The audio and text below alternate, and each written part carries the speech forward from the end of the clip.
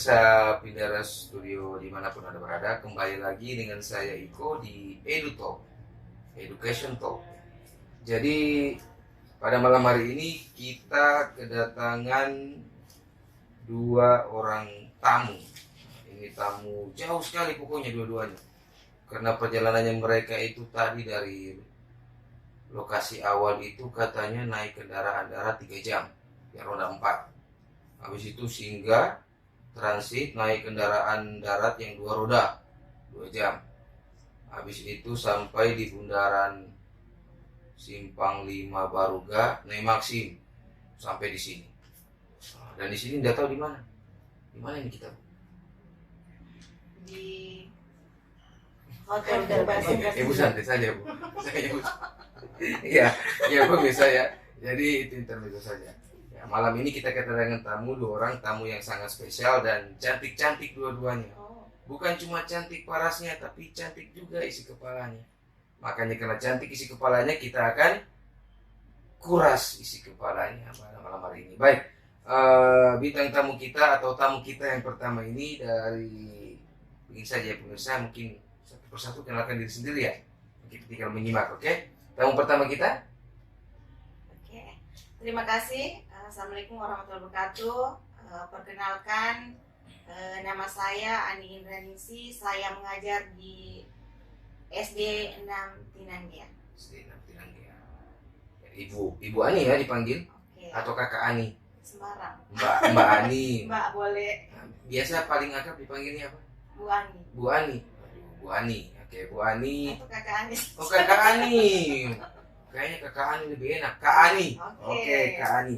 Kak Ani selain seorang guru, Kak Ani juga saya dengar guru penggerak beliau ini. Iya. Guru penggerak terus pengajar praktik bukan? Iya. Pengajar praktik juga. Guru penggerak angkatan? Guru penggerak angkatan 4. Alumni pertama di Sultra. Alumni pertama guru penggerak di Sultra. Terus pengajar praktiknya? Pengajar praktik angkatan 9. Angkatan 9. Sementara berlangsung sekarang. Sangat luar biasa, ya kan? Seperti saya bilang, Pindara Studio tidak pernah undang tamu yang biasa-biasa. Setiap ada tamu di EduTalk, pasti bukan orang yang biasa. Oke, kita lanjut ke tamu selanjutnya. Nah, Ibu langsung perkenalkan. Baik, Assalamualaikum warahmatullahi wabarakatuh. Saya Haja Nurhatma SPD. Sementara sekarang bertugas di SD Negeri 2 Tinanggia. Saya juga alumni guru penggerak angkatan 4 dan sementara dipercayakan menjadi pengajar praktik angkatan 9. Pengajar praktik angkatan 9. Iya. Berarti seleting ini. Iya. Seleting guru penggeraknya, seleting Pengajar pengajar praktik. praktiknya. Bayangkan, janjian mereka. Ya kan? Saya sengaja undang dua-duanya lah.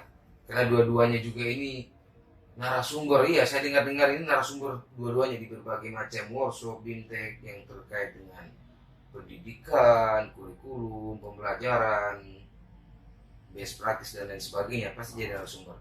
Dan kalau nggak salah Ibu,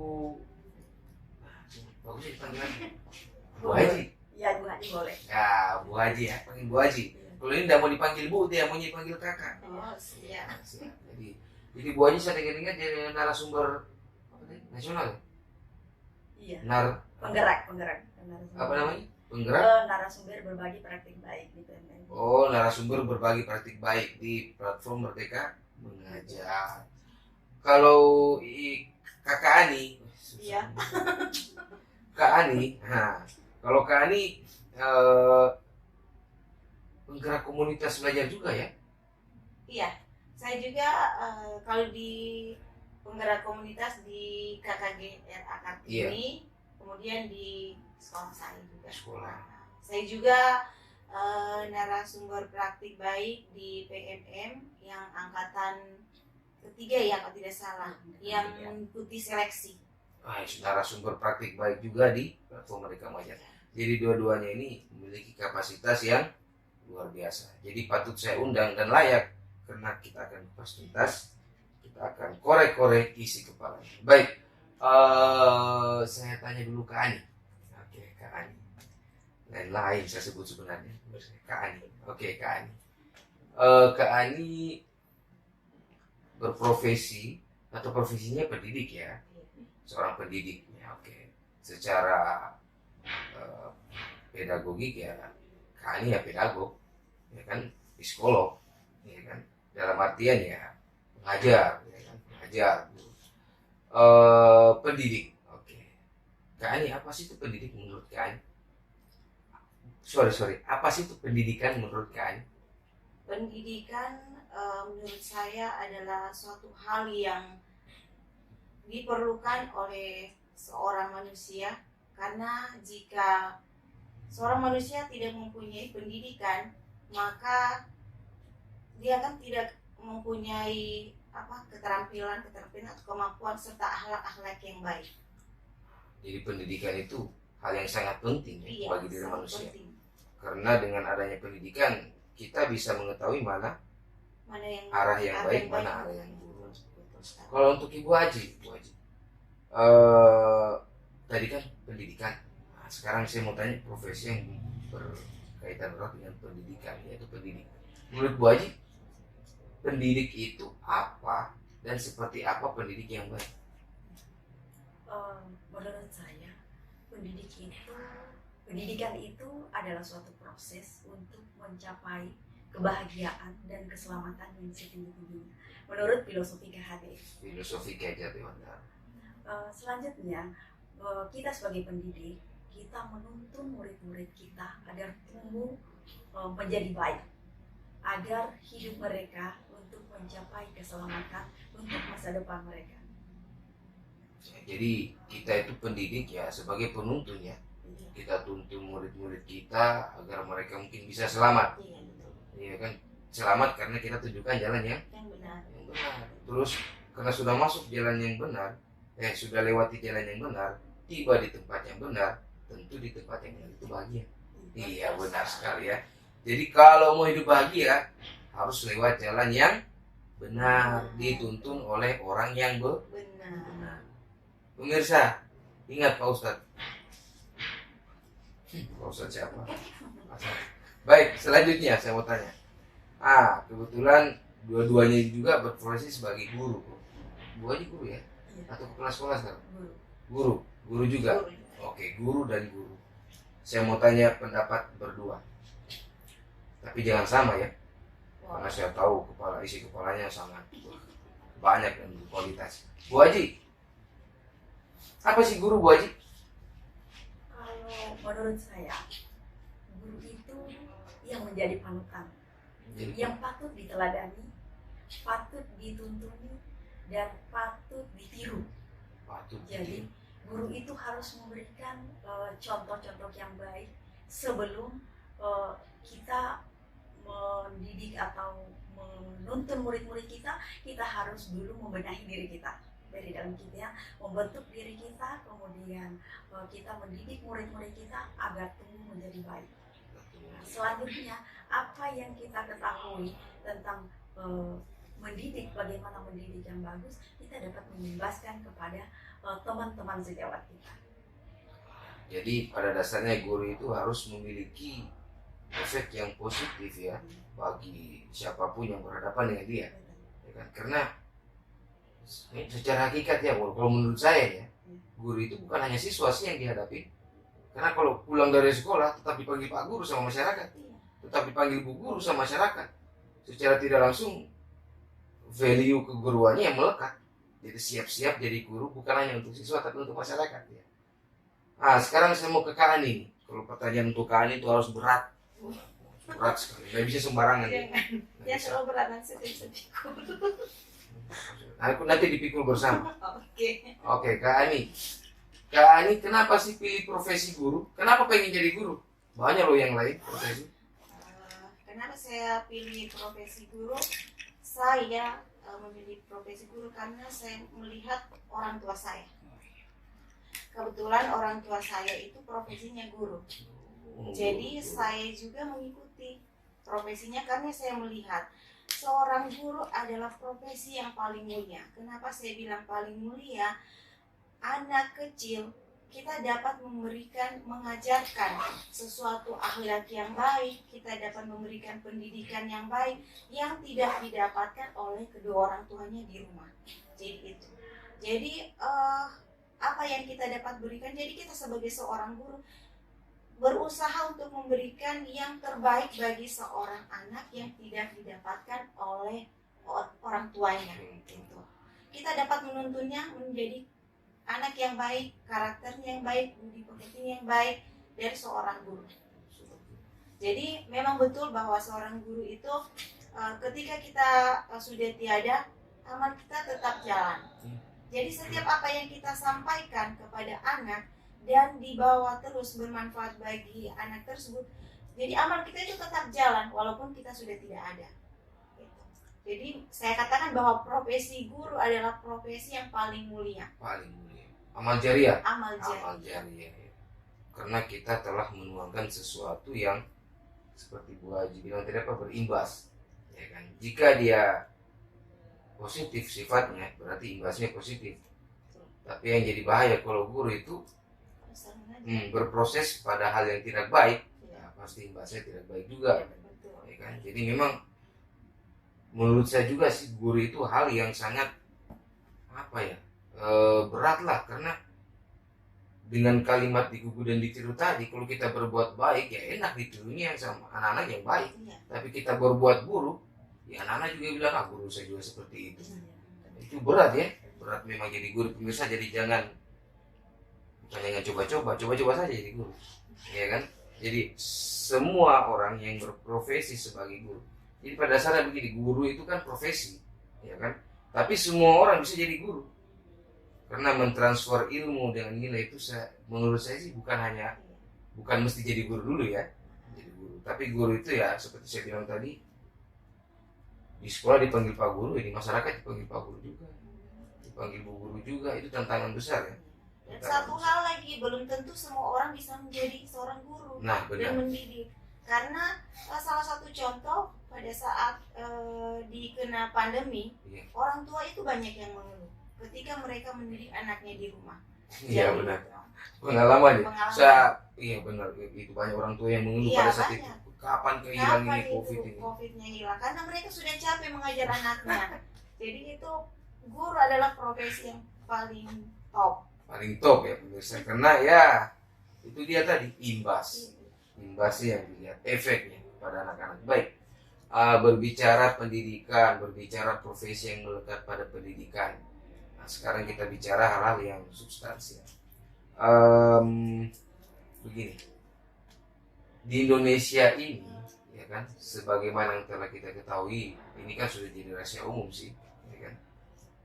Banyak hal di negara kita ini yang katanya orang inkonsistensi, ya, tidak konsisten. Apapun itu, kebijakan-kebijakan, peraturan-peraturan selalu berubah. Entah alasannya seperti apa dan bagaimana, saya juga tidak mengerti, karena kita hanya pelaksana undang-undang saja kan, ya, kerjakan yang menjalankan undang-undang. Baik, terkait dengan regulasi-regulasi ataupun hal-hal yang melekat pada pendidikan, terutama yang berkaitan dengan kurikulum. Kan ada kurikulum itu tiap berapa tahun berganti, sampai ada orang bilang nanti ganti presiden ganti lagi kurikulum, nanti ganti menteri ganti lagi kurikulum. Jangankan ganti menteri, ada yang pernah bilang waktu kurikulum 2013 tiap tahun revisi. Itu kapan benernya direvisi terus? Orang bilang begitu tuh. Masuk lagi belum selesai 2013 masuk kurikulum merdeka.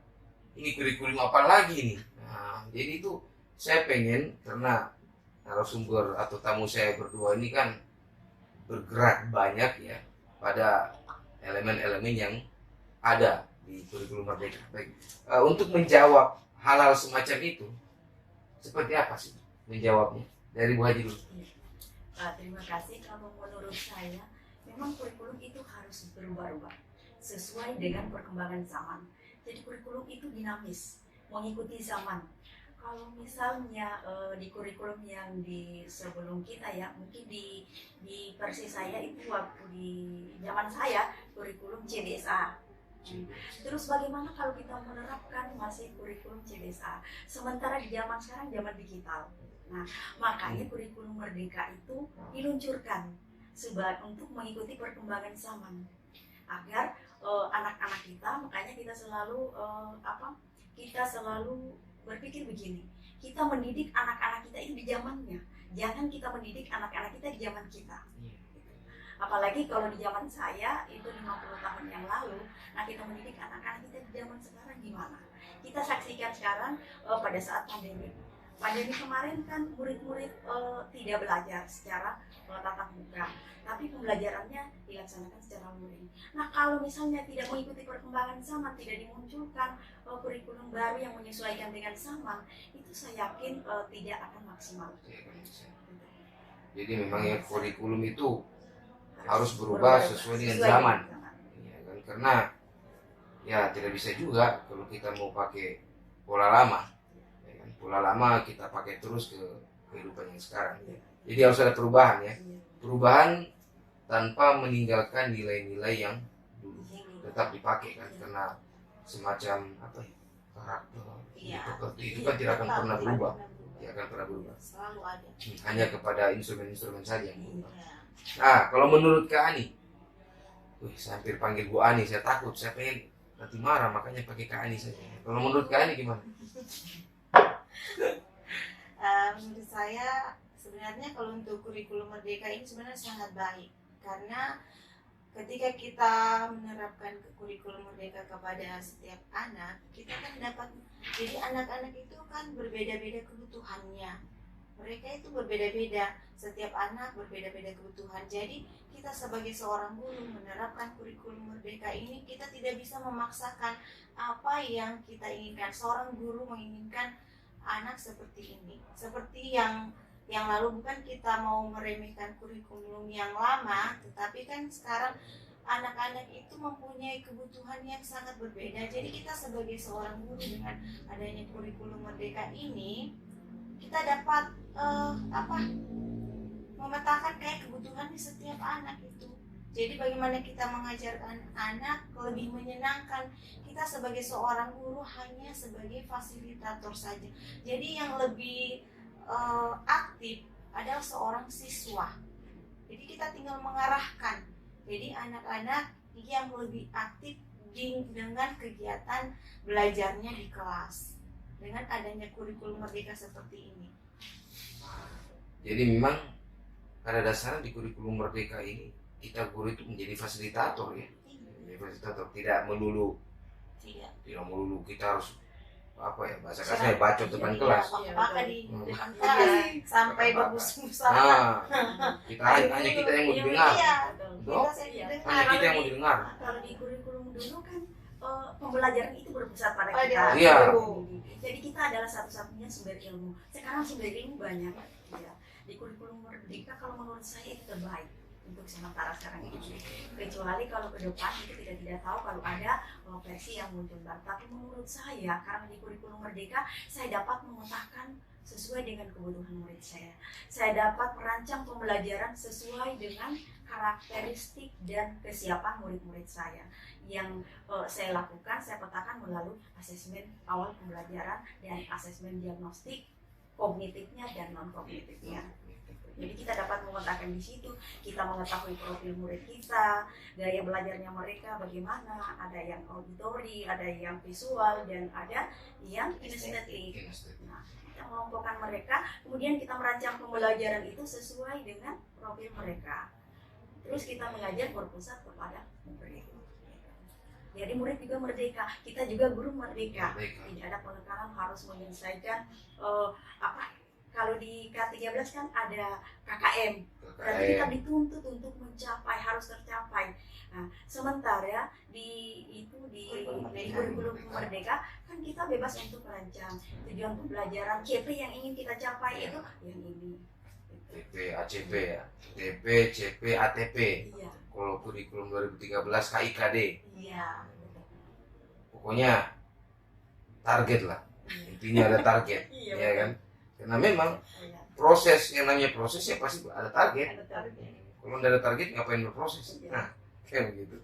Nah, selanjutnya nih terkait dengan hal-hal yang ada atau elemen-elemen yang ada di kurikulum merdeka dalam salah satunya yaitu asesmen. Karena pada kurikulum merdeka ini fase, kan tadinya kelas jadi fase. Terus muncul lagi asesmen.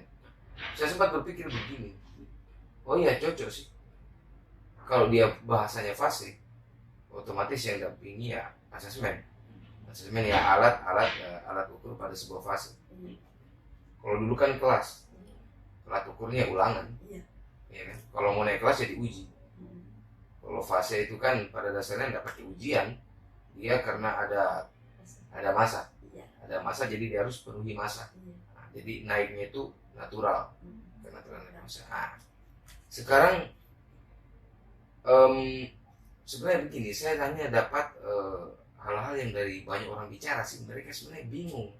Saya juga mau jawab kayak susah juga, soalnya saya belum terlalu jauh bergelut di kurikulum merdeka sih, karena saya tidak pernah coba jadi guru penggerak, tidak pernah jadi apa, hanya belajar di PMM itu pun tidak.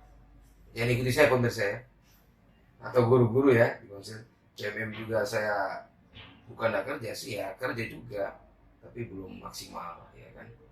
Nah, orang masih pada bingung asesmen dengan ulangan, bingung terus asesmen itu bagaimana kan? Terus kenapa masih ada ulangan kalau sudah ada asesmen? Kenapa orang mau naik masih ada sistem naik kelas? Ada ulangan terus asesmen kayaknya hanya pada ANBK. Saya jawabnya bingung. Saya bilang nantilah saya cari waktu, cari orang yang mau jawab. Ketemu kayak gini malah. Bagaimana jawabannya, Bu? Baik, kalau menurut saya, ini menurut di kurikulum merdeka juga, itu asesmen itu sebenarnya itu hanya berbeda nama.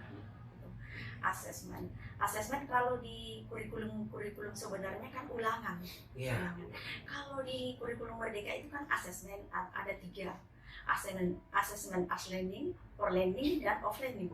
Itu ada asesmen awal pembelajaran, asesmen diagnostik kognitif dan non kognitif, kemudian asesmen formatif itu melihat perkembangan peserta didik, kemudian asesmen sumatif itu untuk mengukur ketercapaian tujuan pembelajaran. Nah, jadi ada 3 macam asesmen yang harus kita lakukan. Terkait kalau menurutnya Kak gimana? Iya, sama sih seperti yang disampaikan Pak Ajis, tapi sebenarnya yang kita lakukan yang pertama itu sebenarnya asesmen yang pertama yang kita lakukan itu sebenarnya untuk memetakan kebutuhan siswa. Jadi pada saat kita memulai awal pembelajaran itu baiknya kita gunakan asesmen itu supaya kita seorang guru dapat memetakan kebutuhan setiap siswa. Jadi kita bisa mengetahui oh ini anaknya. Jadi contohnya seperti di kelas 1 kita bisa menanyakan tentang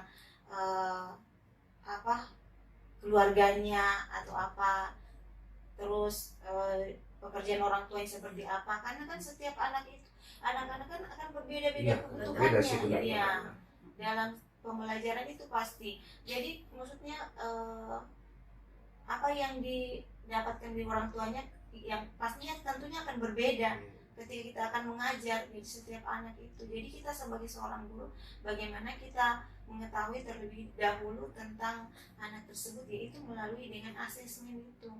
Yang pertama asesmen awal pembelajaran, kemudian yang kedua yaitu asesmen formatif dan asesmen sumatif. Oh iya, jadi pada dasarnya ya hampir sama ya, hampir sama. Cuma mungkin kalau formatnya asesmen ya ada di terstruktur rapi ya, mulai dari mulai ya, di tengah-tengah proses sampai di akhir. Ada sedikit saya menambahkan Bang, karena agar tidak terjadi miskonsepsi dengan sesama sahabat GTK, itu asesmen diagnostik itu kan ada 2, ada kognitif dan non kognitif. Kalau asesmen non kognitif itu dilakukan setiap awal semester, awal tahun ajaran untuk mengetahui profil murid, latar belakang orang tua, profil murid-murid itu terkait gaya belajar mereka, gaya belajar yang terdiri dari 3 macam itu yang tadi saya sebutkan, ada kinestetik, auditori, visual, dan latar belakang orang tuanya. Bagaimana kalau orang tuanya, misalnya kalau orang tuanya yang pendidik dengan dokter, dengan misalnya artis kan pasti berbeda. Ya, pasti itu kita perlu ketahui sebagai pendidik. Bagaimana kita agar dalam menuntun murid-murid kita itu kita tidak menyamakan antara murid yang satu dengan murid yang lain. Gitu. Karena karakteristiknya itu berbeda-beda. Gitu, Bang. Jadi pemetaan ya, pemetaan pada siswa, pemetaan pada siswa, kompetensinya dan lain sebagainya itu sangat penting. Iya. Kalau Kenapa? kognitifnya itu kan dilakukan setiap bab atau setiap Oh, tema setiap- awal itu setiap memulai pembelajaran karena untuk mengukur kesiapan belajar murid. Jadi setiap awal pembelajaran ya Iya, setiap topik. setiap Atau masuk bab. bab Iya. harus bab. diasesmen Ini dulu, dia Iya. dilakukan harus asesmen. diasesi dulu ya. Terus seperti ini, terkait dengan ini sampai sekarang sumatif nih, asesmen sumatif. Secara fungsi, secara fungsional, seperti apa sih asesmen sumatif itu? Sebenarnya sama sih dengan yang baru-baru kita lakukan asesmen sumatif. Iya, seperti apa maksudnya? Gambarannya. Terus secara fungsional ya, secara fungsional asesmen sumatif itu seperti apa? Kalau menurut saya itu yang saya pahami bahwa asesmen sumatif itu adalah mengukur ketercapaian tujuan pembelajaran. Sedangkan formatifnya mengukur kesiapan belajar murid. Perkembangan belajar murid dilihat di asesmen formatif, di sumatif itu mengukur ketercapaian tujuan Dari hasil belajar. belajarnya. Capaiannya Yang tercapai yang dan dicapai itu dilihat melalui asesmen sumatifnya. Oh, Makanya di sana ada asesmen sumatif 1, sumatif 2. sumatif 2 ya. Berarti di kurikulum Merdeka itu masih ada yang namanya remedial, masih ada. Remedial begitu. Kan dulu ada tuh istilah-istilah apa? Pengayaan. Oh, kalau nilainya kurang remedi katanya. Iya, Wah, kurikulum 13 kayaknya dulu ya, kata Iya. SP juga ada. Nah, itu bagaimana itu? Apakah masih ada di kurikulum Merdeka ini? remedi itu tetap ada. Cuma dilihat dari ketercapaiannya. Misalnya ada murid yang ketercapaian tidak tercapai, capaian pembelajarannya tidak tercapai. Nah, diberikan kesempatan untuk melakukan remedi. Tetap ada. Oh, tetap ada. Hasil dari sumatif tadi. Iya. Hasil dari sumatif tadi. Iya. Berarti ya kan bahasanya fase nih. Kalau anak ini tidak mencapai, misalkan tidak mencapai CP apa TP? Tidak memenuhi TP ya gitu ya. Iya. Tujuan Tidak pembelajaran. memenuhi TP. Capaiannya itu kan tujuan pembelajaran. Tidak mencapai CP. Nah, tidak mencapai CP. Dia itu bolehkah tetap naik fase atau bisa berlanjut kepada fase selanjutnya atau tidak boleh? Bisa, iya. Oh, bisa. Umpama kalau untuk di kurikulum Merdeka di fase 4 ini kan gabung. Fase A itu kan Iya, kelas 1 1 2 sampai nih. 2. Ya. Jika di fase A itu capaian mimpi pembelajaran, maksudnya dia belum tercapai, jadi dia bisa lanjut ke di fase berikutnya, di fase A yaitu di kelas 2. Maksudnya ketika tujuannya itu dia tercapai, dia bisa naik, maksudnya dilanjutkan ke fase ke kelas 2 gitu. Berarti kurikulum Merdeka masih ada kelas juga. Iya kan fase A itu kan kelas 1 dan kelas 2. Iya. Fase B itu kelas 3 dan kelas 4. Fase C kelas 5 dan 6 itu. Oh, saya pikir fase itu sudah pengganti kelas. Ya, misalkan Fasenya beda tentang fasenya. Fasenya itu ada fase A, fase B, fase C di jenjang di yang di SD. jenjang SD. Kelasnya itu tetap Kelas tetap. Olehnya itu pada saat penyusunan modul atau program pembelajaran yang disusun itu harus kolaborasi di komunitas belajar. Di sini fungsinya lagi komunitas belajar sekolah. Iya, benar. Nah, kolaborasi antara guru sesama fase itu untuk melihat tujuan pembelajaran yang ini, jangan sampai tujuan pembelajaran yang diambil oleh kelas misalnya di fase A di kelas 1 dan di kelas 2 itu. Jadi harus kolaborasi supaya yang misalnya ada tujuan 5 tujuan pembelajaran di fase A. Iya. Nah, ini untuk di kelas 1 misalnya mengambil 2 tujuan pembelajaran. Nah, di kelas 2 itu ngambilnya yang 3 ini, yang urutan dari 3 ke 5. Itu jangan sampai kalau tidak kolaborasi dalam menyusunnya bisa mengambil kedua-duanya. Nah, berarti ada tujuan pembelajaran yang tertinggal. Berarti di situ ada fungsi besar dari sebuah komunitas Iya. yang namanya komunitas belajar. Jadi pemirsa ya, for our information, belum lama ini Dinas Pendidikan dan Kebudayaan dari bidang GTK itu melaksanakan sebuah workshop pengembangan komunitas belajar. Dan for our information again, dua orang bintang tamu saya pada malam hari ini adalah narasumber dari kegiatan workshop tersebut, ya kan? Jadi ini mungkin sebagai hal terakhir yang saya pengen kupas ya, dari beliau berdua ini terkait dengan komunitas belajar dan pentingnya berkomunitas dalam pembelajaran. Oke, komunitas belajar, bicara untuk komunitas belajar ini merupakan hal baru atau hal yang lama sih sebenarnya?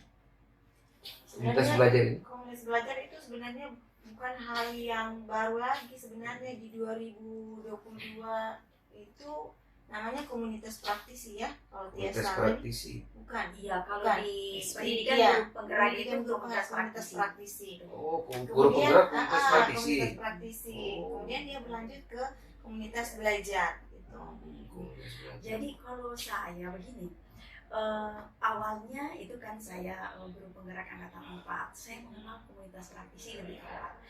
Ketika itu masih di Loka 2 ya, di Loka 2 itu memang kami sudah membentuk komunitas praktisi di sekolah.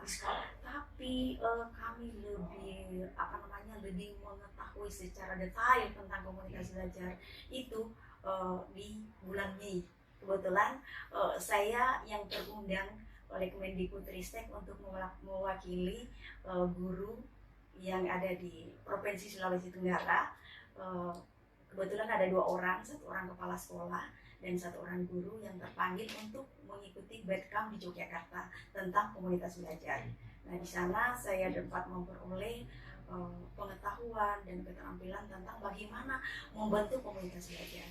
Sehingga ketika saya tiba di daerah, saya langsung membuat laporan ke Balai Guru Penggerak dan ke Dinas Pendidikan dan menyampaikan apa yang sudah saya peroleh di sana, dan alhamdulillah dinilai positif oleh Dinas Pendidikan Kabupaten Konawe Selatan hingga memberdayakan kami sebagai penggerak komunitas untuk dapat mendiseminasikan kepada teman-teman yang ada di daerah. Nah, kalau yang Kak Ani pahami seperti apa? Sebenarnya kalau komunitas belajar itu adalah tentang wadah dari di satuan pendidikan itu untuk guru dan tenaga kependidikan untuk membahas tentang permasalahan-permasalahan inquiry-nya di satuan pendidikan di sekolah. Jadi setiap ada permasalahan kita bahas di komunitas belajar tersebut. Jadi tidak pusing sendiri ya? Iya, Gurunya tidak pusing sendiri tidak tuh. pusing sendiri. Jadi Nah, kita mau bisa tanya siapa? kita menyelesaikan Betul. sesama guru. Saya tambahkan sedikit. Komunitas belajar itu kan ada 3. Komunitas belajar di satuan pendidikan, komunitas belajar antar sekolah, dan komunitas belajar di PNN. Kalau di satuan pendidikan itu yang kita lakukan itu pengembangan sekolah, pengembangan berbicara tentang murid itu di komunitas satuan pendidikan.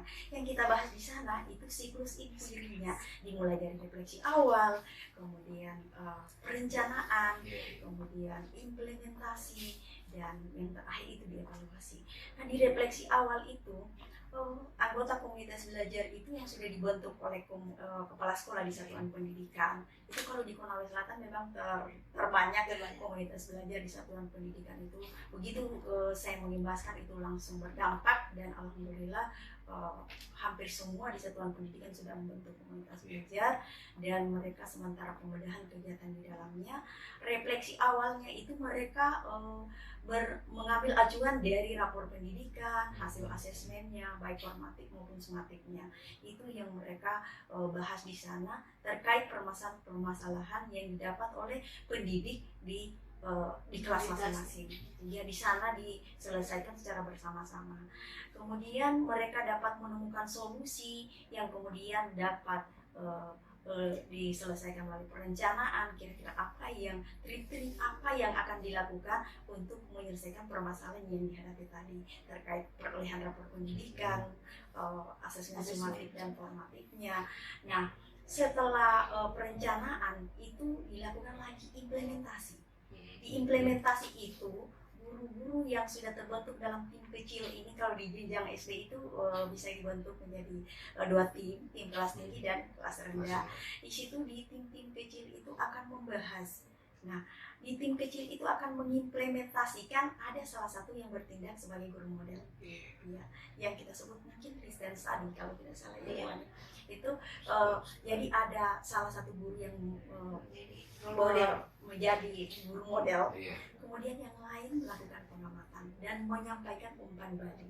Nah, setelah kegiatan implementasi itu dilakukan evaluasi yang diikuti oleh kepala sekolah. Apakah dari proses siklus inquiry-nya ini sudah ada peningkatan, atau ada hal-hal yang perlu ditingkatkan, apa yang harus dilihat di situ, apa yang harus diperbaiki lagi atau ditambahkan. Kalau misalnya dalam prosesnya itu, apakah memang betul-betul berdampak pada hasil belajar murid? Itu siklusnya. Jadi siklus dalam komunitas belajar itu ya sebenarnya begini sih kalau menurut saya, pemahaman saya. Komunitas belajar itu memang sangat baik lah di sekolah ya, karena guru tidak pusing sendiri, kepala sekolah juga tidak malu-malu kalau mencurhat, ya kan? Dan pasti ilmu akan bertebaran antar sesama guru, pembelajaran sejawat dan lain sebagainya pasti ada, ya kan? Apalagi ada acuan dalam menjalankan, salah satunya era pendidikan, iya kan? Sebagai acuan untuk komunitas belajar bergerak, salah satunya ya. Baik, the last session. Saya pengen masing-masing dari Kak Ani pribadi dan dari Bu Haji kasih satu pesan dan kesan, ya kan, terkait hal yang saya akan pilihkan. Untuk Kak Ani dulu, silakan berikan kesan dan pesan kepada, karena kakak ini ceritanya ya, kepada kakak ya, kepada guru-guru. Wah, saya enak kalau saya mau bagi, jadi nanti dibilang saya membedakan yang tua dan yang muda. Iya, sama saja. Beri pesan, oh ya saya sudah dapat. Iya. Beri satu pesan dan kesan kepada guru-guru, bagaimana guru-guru itu bisa berbuat secara profesional dalam profesi mereka. Kalau untuk Bu Haji, kasih pesan dan kesan untuk komunitas belajar seluruhnya. Bagaimana biar komunitas itu efektif, ya kan, dan inovatif. Baik, silakan dimulai dari kakak. Ya, terima kasih. Kita sebagai seorang guru itu bagaimana memperlihatkan tingkah laku, perilaku yang baik kepada masyarakat, kepada peserta didik, karena peserta didik itu akan meniru perilaku seorang gurunya.